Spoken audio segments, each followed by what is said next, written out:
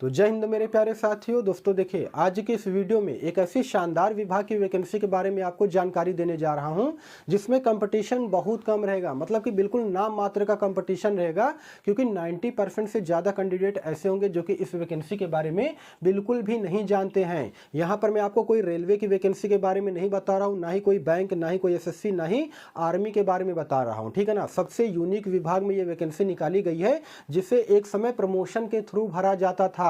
सारा A to Z जानकारी मैं आपको आज के इस वीडियो में देने वाला हूं। अप्लाई लिंक भी प्रोवाइड करूंगा, नोटिफिकेशन भी दिखाऊंगा, बशर्ते वीडियो को आप सभी लोग बिल्कुल अंत तक वॉच कीजिएगा। और चैनल पे अगर आप सभी लोग पहली बार या फिर नए हो तो चैनल को भी जरूर सब्सक्राइब कीजिएगा इसी प्रकार के गवर्नमेंट जॉब के मोर अपडेट के लिए। और देखिए दोस्तों, इस वैकेंसी की अगर मैं बात करूंगा तो बहुत सारी खासियत है, जैसे कि इसमें आपका किसी प्रकार का कोई भी हाइट जो है चेक नहीं किया जाएगा, किसी प्रकार का कोई फिजिकल नहीं होगा तो रनिंग में नहीं होगा, और ना ही यहाँ पर किसी प्रकार का कोई आपका मेडिकल टेस्ट होने वाला है। देखिए, बच्चे सबसे ज्यादा इसी में डरते हैं, ठीक है ना, कि मेरा जो है रनिंग होगा, मेरा रनिंग कमजोर है, फिजिकल क्राइटेरिया जो है मुझसे मांगा जाएगा तो वो जो है मैं नहीं कर पाऊंगा। तो ये सारी चीजें आपसे बिल्कुल भी नहीं करवाया जाएगा, ठीक है ना। इसके अलावा कंपटीशन कम रहेगा क्योंकि हिडन वैकेंसी है, पूरी तरीके से परमानेंट सरकारी नौकरी है, मतलब कि स्थायी भर्ती है। यहाँ पर मैं किसी प्रकार का कोई भी कॉन्ट्रेक्चुअल भर्ती या फिर संविदा भर्ती के बारे में नहीं बता रहा हूँ। एक बार अगर आपकी नौकरी लग गई ना तो ये मान के चलिए कि आपका लाइफ जो है पूरी तरीके से सेट हो जाएगा।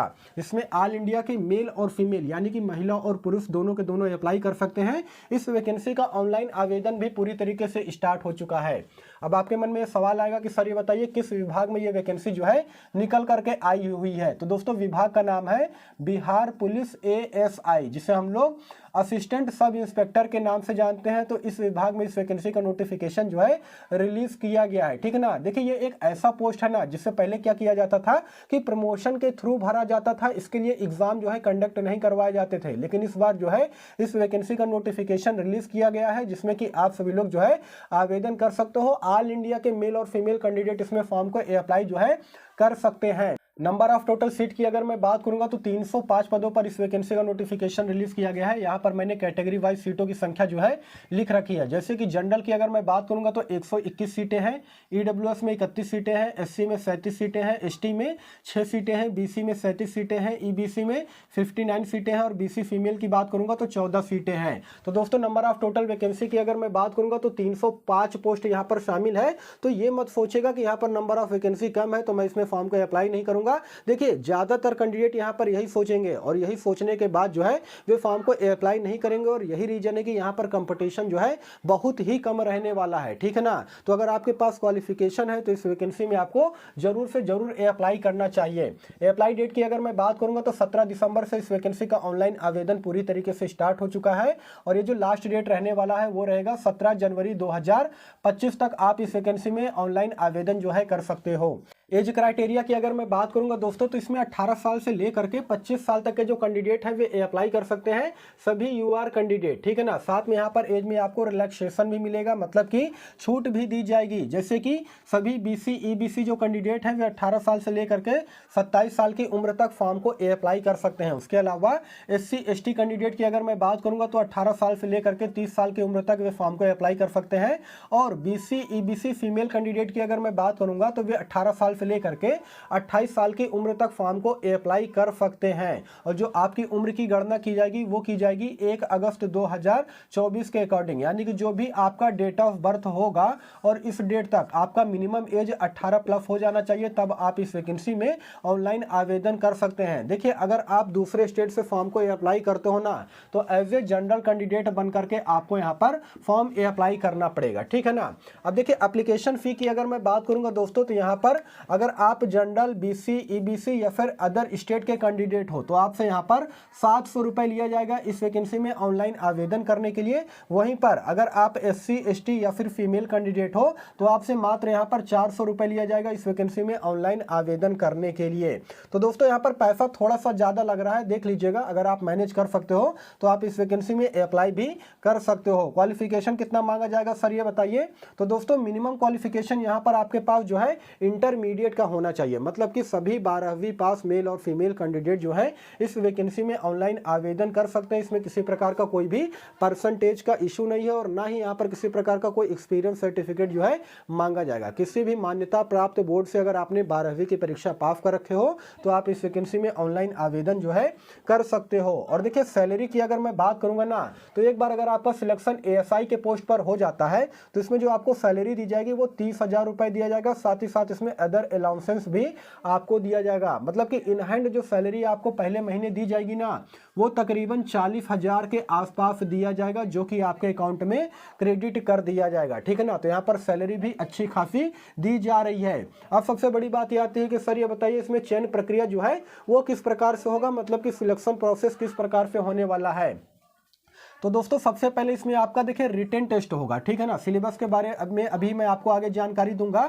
और उसके बाद आपका टाइपिंग टेस्ट होगा, स्टेनो टेस्ट होगा और कंप्यूटर का सर्टिफिकेट भी आपके पास होना चाहिए, क्योंकि कंप्यूटर का नॉलेज आपके पास यहाँ पर बेहद जरूरी है। और बाद में आपका डॉक्यूमेंट वेरिफिकेशन होगा। ठीक है ना, अब सिलेबस की अगर मैं बात करूंगा यहाँ पर तो दोस्तों 2 एग्जाम होंगे। ठीक है ना, और दोनों एग्जाम आपका एक ही दिन कंडक्ट करवाया जाएगा, पेपर 1 और पेपर 2। ठीक है ना, पेपर 1 की अगर मैं बात करूंगा तो वो केवल क्वालिफाइंग नेचर का होगा, जिसमें कि हिंदी से आपके प्रश्न पूछे जाएंगे। नंबर ऑफ टोटल क्वेश्चन 100 होंगे, 100 नंबर के। उसके अलावा 90 मिनट का समय आपको दिया जाएगा, जिसमें कि पासिंग मार्क्स केवल 30 नंबर रखा गया है। यानी कि 100 में से अगर आप 30 नंबर ले आते हो ना तो आप जो है पेपर 1 के एग्जाम को क्वालिफाई कर ले जाओगे और उसके बाद ही आप एग्जाम 2 में बैठ पाओगे, यानी कि पेपर सेकंड में बैठ पाओगे। ठीक है ना, पेपर सेकंड की अगर मैं बात करूंगा तो जीके जीएस से आपके जो है सवाल पूछे जाएंगे।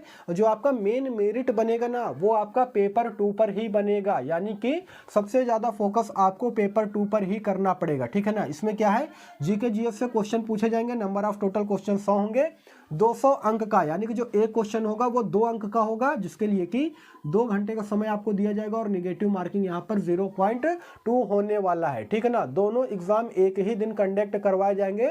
और देखिए यहाँ पर आपसे कंप्यूटर का सर्टिफिकेट भी मांगा जाएगा। कंप्यूटर का सर्टिफिकेट जो है आपके पास होना चाहिए, कम से कम मिनिमम जो है 1 साल का कोर्स ऐसा होना चाहिए जिसमें कि आपने कंप्यूटर का कोर्स कर रखा है, वो आपका डीवी के टाइम पर देखा जाएगा। और यही रीजन है क्योंकि देखिए ज्यादातर कैंडिडेट के पास क्या है कि कंप्यूटर का सर्टिफिकेट नहीं होगा, और यही रीजन है कि काफ़ी सारे कैंडिडेट जो है डीवी के टाइम पर छाट दिए जाएंगे। उसके अलावा दोस्तों यहाँ पर मैं आपको बता दे रहा हूँ, नंबर ऑफ टोटल वैकेंसी जितना है ना इसके 6 गुने कैंडिडेट को, यानी कि 305 गुने 6 करोगे तो ये निकल करके आएगा 1830। ठीक है, 1830 कैंडिडेट को यहाँ पर टाइपिंग टेस्ट के लिए बुलाया जाएगा, जहाँ पर आपका टाइपिंग टेस्ट भी लिया जाएगा। हिंदी और इंग्लिश का टाइपिंग टेस्ट जो है आपका लिया जाएगा। जैसे कि आप सभी लोग को मालूम है ना, हिंदी की अगर मैं बात करूँगा तो 30 वर्ड प्रति मिनट टाइपिंग का स्पीड जो है आपके पास होना चाहिए, और इंग्लिश की अगर मैं बात करूँगा तो 35 वर्ड प्रति मिनट टाइपिंग का स्पीड जो है आपके पास होना चाहिए, तभी जाकर के आप जो है क्वालिफाई कर पाओगे। ठीक है ना, और यही रीजन है दोस्तों कि यहाँ पर कंपटीशन कम रहेगा, क्योंकि यहाँ पर टाइपिंग टेस्ट मांगा जा रहा है। अब देखिए टाइपिंग टेस्ट का नाम सुन करके काफी सारे कैंडिडेट ऐसे होंगे जो कि इस वैकेंसी में फॉर्म को अप्लाई नहीं करेंगे।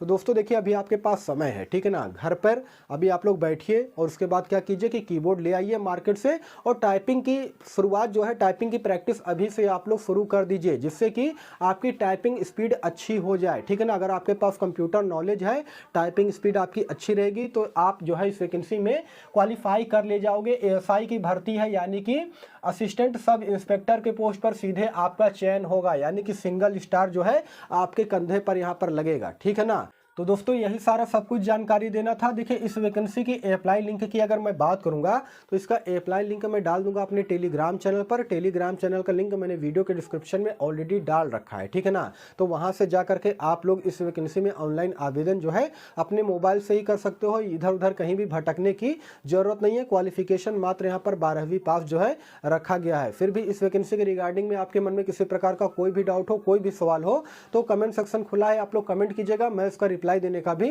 पूरा कोशिश करूंगा। बाकी फिर मिलूंगा किसी नेक्स्ट वीडियो में, तब तक के लिए धन्यवाद।